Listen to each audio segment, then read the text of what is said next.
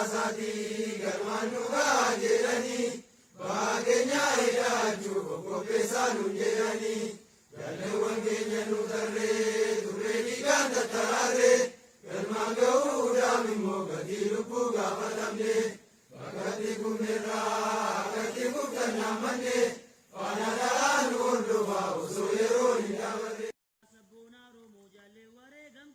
Yaa sabboonaa Oromoo jaallee wareegamtee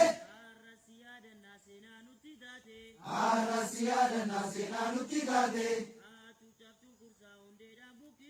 hacuucaaf cunqursaa hundeedhaan buqqisu seenaa awwaalamtee qottee boolla baasu duuti silaan oltuu sireerratti hunduu itti wareegamnaa seenaan bakka bu'u itti wareegamnaa seenaan bakka bu'u. Oo haala kojoomni ari'ee wanta babaamne.